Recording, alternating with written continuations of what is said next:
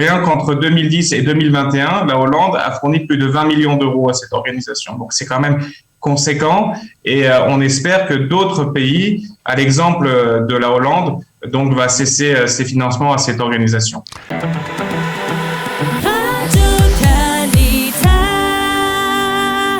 Nous avons le plaisir d'être en ligne avec Vincent Cheba. Vincent, bonjour, Boker Tov.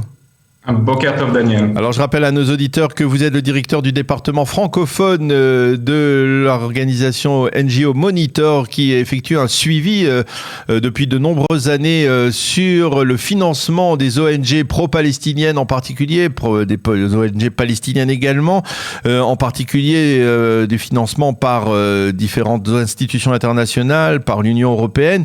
Et nous vous avons sollicité à la suite de la décision des Pays-Bas, de la Hollande, de cesser le financement de l'une des 6 organisations palestiniennes qui ont été considérées par Benny Gantz, il y a de cela un peu plus d'un mois, comme organisations terroristes. Il s'agit de 6 organisations qui sont affiliées au FPLP. La Hollande a décidé de cesser le financement qu'elle accordait à l'une de ces 6 organisations. Expliquez-nous le détail, s'il vous plaît, Vincent. Très bien. Alors voilà, tout a commencé en 2019. Au mois d'août 2019, je vous rappelle qu'il y a eu un attentat qui a coûté la vie à une jeune Israélienne de 17 ans, Rina Schnerb. Donc, en fait, cet attentat avait été commis par le FPLP. Et après enquête, on a vu que les principaux suspects étaient également membres d'organisations humanitaires qui sont financées par l'Union européenne, différents pays de l'Union, dont la Hollande. Et donc, 2 des directeurs financiers avaient pris part à cet attentat. Quand cela a été révélé à la presse, alors la Hollande a décidé de mener tout d'abord une enquête interne. Et après avoir vu effectivement que les salaires de ces 2 personnes provenaient de fonds néerlandais, ils avaient décidé de geler donc les fonds à cette organisation. Entre-temps, ils ont décidé d'ouvrir une deuxième enquête, une enquête externe, par un groupe d'audit qui avait été donc commissionné par le gouvernement néerlandais. Et donc, il y a quelques jours de cela, cette organisation a donc rendu public les conclusions de son rapport. Et ce rapport indique, entre autres, que 34 membres de cette organisation, donc de l'UAWC, sont affiliés au FPLP. Et 12 particulièrement ont, on va dire, des positions de leader du FPLP en parallèle d'être donc des cadres de l'UAWC. Et donc, quand ceci a été révélé, les Pays-Bas ont décidé donc de mettre un terme à leur financement à l'UAWC.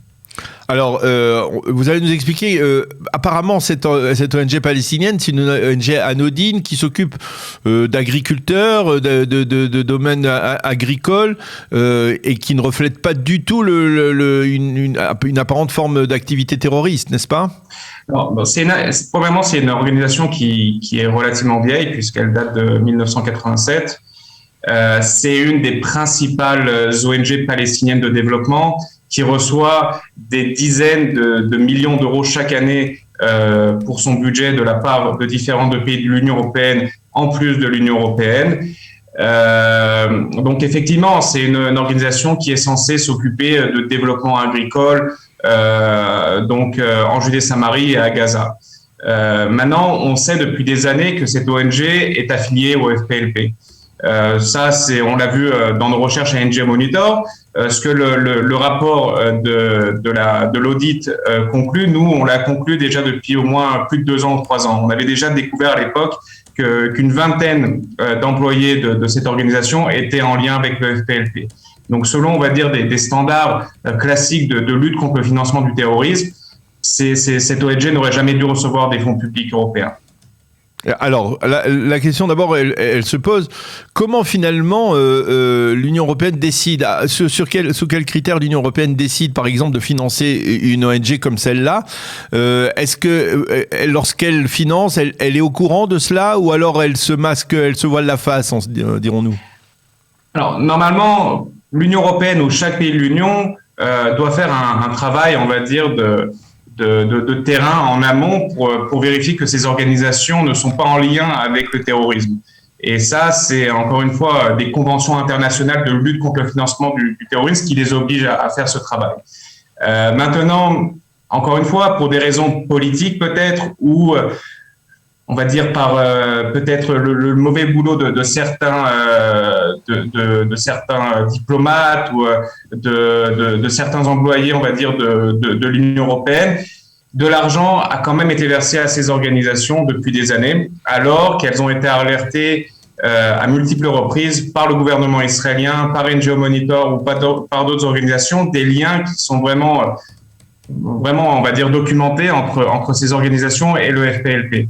Alors, pour quelles raisons elles ont été financées? Ça, c'est une question qu'on essaie de poser tous les jours, on va dire, aux diplomates et aux différents membres du Parlement, des parlements européens. On ne sait pas, mais on peut dire qu'aujourd'hui, il y a quand même un tournant avec cette décision donc de la Hollande de mettre un terme à ces financements. La Hollande, c'était un des principaux bailleurs de fonds de cette organisation. Rien qu'entre 2010 et 2021, la Hollande a fourni plus de 20 millions d'euros à cette organisation. Donc, c'est quand même conséquent et on espère que d'autres pays, à l'exemple de la Hollande, donc va cesser ses financements à cette organisation. Qu'est-ce qui provoque un déclic, on va dire? Est-ce que, par exemple, chez les autorités hollandaises, et qui les pousse à, d'une certaine manière, cesser, geler totalement un tel financement? Alors, je dirais que le déclic, ça a été quand même l'attentat qui a coûté la vie à Rina Stern. Le jour où on a découvert donc le directeur financier de cette organisation était la personne qui avait déclenché la bombe qui a coûté la vie à cette jeune fille, ça a quand même, on va dire, ouvert les yeux de la Hollande, ou du moins ça l'a choqué, et donc ça a conduit à deux enquêtes, donc l'enquête interne en premier lieu, et après l'enquête menée de manière indépendante par cette organisation qui a été commissionnée, donc que la Hollande avait commissionnée. Et on va dire que oui, effectivement, c'est cet attentat qui a bouleversé, on va dire, tous ces financements et qui a bouleversé, on va dire, l'approche de la Hollande vis-à-vis de cette organisation. Alors, donc, est-ce que la Hollande, Vincent, est seule dans ce type de réaction par rapport aux autres pays de l'Union européenne ou par rapport à l'Union européenne en tant que telle, parce que tout le monde sait aujourd'hui. Donc, il y a, je suppose qu'il y a parmi les 6 organisations déclarées comme terroristes par Benny Gantz, il y a de cela environ 2 mois, je crois. Maintenant, il y en a d'autres qui sont subventionnés soit par l'Union européenne, soit par des pays de l'Union européenne. Quelle est la réaction d'autres pays par rapport à cela? Alors déjà, l'Union européenne a ouvert une enquête avec son groupe OLAF, c'est un groupe anti-fraude de l'Union européenne qui appartient à la Commission. Donc là, ils sont, on va dire, au milieu d'une enquête sur les financements à ces organisations. Donc maintenant, il faut attendre les conclusions de cette enquête, mais du moins, c'est quand même un pas positif que l'Union européenne ait décidé donc d'ouvrir cette investigation. En plus de ça, il y a la Belgique aussi qui avait ouvert une enquête, qui l'a refermée, on va dire, par manque de professionnalisme ou pour des raisons politiques au bout d'un mois. Mais je pense qu'un jour ou l'autre, elle va rouvrir une enquête de manière indépendante. Mais disons que le jour où l'Union européenne décidera, suite à son enquête actuelle, de geler ou d'arrêter de financer certaines organisations, alors, on va dire, les autres pays de l'Union européenne n'auront pas le choix que de suivre, on va dire, Bruxelles par rapport à cette décision. Je rappelle aussi que la France finance l'UAWC. Elle l'a financé jusqu'en décembre 2021, malgré que cette organisation avait été déclarée comme terroriste par Benny Gantz au mois d'octobre. Donc, je pense que la France aussi devrait mener une enquête sur ces financements et ne plus financer, on va dire, ce genre d'organisations qui sont liées au FPLP.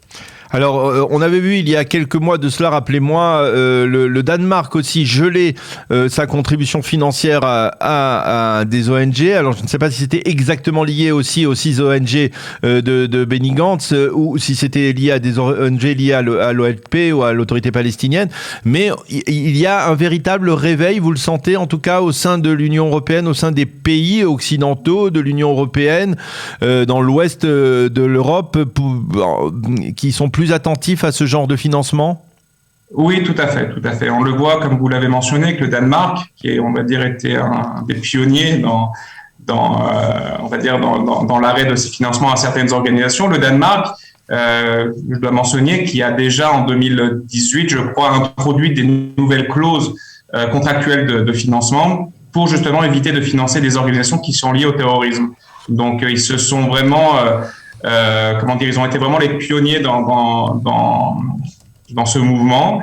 Et aujourd'hui, je sais que le Danemark, selon ses clauses contractuelles, doit vérifier, on va dire, l'appartenance politique ou l'appartenance à certains groupes terroristes de tous les employés de ces ONG. Et quand ces employés ont des liens avec le terrorisme, alors elles ne les financent pas. Et ça, c'est quelque chose de très fort, de très positif.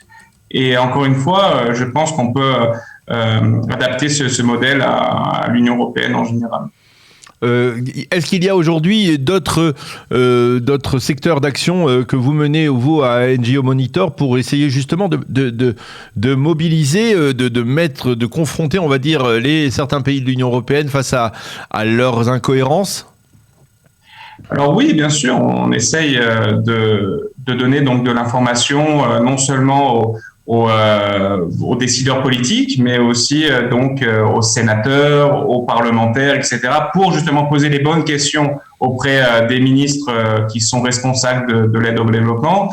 Et pas plus tard qu'hier, avant-hier, enfin pas avant-hier, mais déjà jeudi, nous avons envoyé des dizaines de lettres, aux principaux ministres des Affaires étrangères de l'Union européenne pour les mettre au courant de cette décision de la Hollande, afin qu'elles emboîtent le pas. Donc oui, on est quand même actif de ce côté-là aussi. Et le fait que Benny Gantz ait lui-même annoncé de sa bouche cette mise hors la loi, on va dire, de ces organisations, de ces ONG palestiniennes, de les considérer officiellement comme organisations terroristes, est-ce que ça a véritablement un poids? Et c'est quelque chose qui pousse, par exemple, des autorités de pays occidentaux à réfléchir sérieusement? Est-ce qu'il y a des pressions derrière cette déclaration de Benny Gantz de la part du ministère de la Défense pour justement geler le financement? C'est une très bonne question. Premièrement, quand Benny Gantz a déclaré ces organisations comme terroristes, les principaux pays de l'Union européenne ont été très refroidis par cette décision, parce que il y avait eu une sorte de cacophonie, que Israël n'avait pas apporté les preuves, etc. Donc c'était vraiment basé sur des informations confidentielles de secret défense. Et à mon avis, il y a eu pas mal d'erreurs de la part d'Israël dans la Hasbara pour communiquer, on va dire, les bonnes informations aux principaux bailleurs de fonds. Maintenant, aujourd'hui, la décision de la Hollande, étant donné qu'elle se base sur des informations qui sont publiques, je pense à autant de poids, voire même plus de poids que la décision de Benny Gantz. Par contre, il faut savoir que lorsque Israël a décidé donc de déclarer ces organisations comme terroristes, il y a quand même un impact majeur. C'est que, à mon avis, les pays de l'Union européenne hésiteront à donner de l'argent à ces organisations pour la simple et bonne raison que Israël a les moyens de stopper, on va dire, les versements financiers en confisquant les comptes, par exemple, de ces organisations, de ces ONG. Donc d'un côté, la décision de Benny Gantz a été prise de manière assez froide par les chancelleries européennes, mais d'un autre côté, on va dire, l'Union européenne sait que financer ces organisations, c'est beaucoup plus compliqué aujourd'hui d'un point de vue technique, parce qu'Israël peut stopper, on va dire, ces transferts de fonds. Mais encore une fois, comme je vous dis, la décision de la Hollande, qui se base sur des informations qui sont publiques, a autant de poids que la décision de Benny Gantz. Ça, c'est clair. Eh bien, Vincent Cheba, merci beaucoup de nous avoir éclairé sur ce dossier toujours très important du financement ou de l'arrêt du financement des organisations terroristes par les pays de l'Union européenne, certains des pays de l'Union européenne. Merci d'avoir été avec nous ce matin. Bonne journée, à bientôt. Merci Daniel, bonne journée.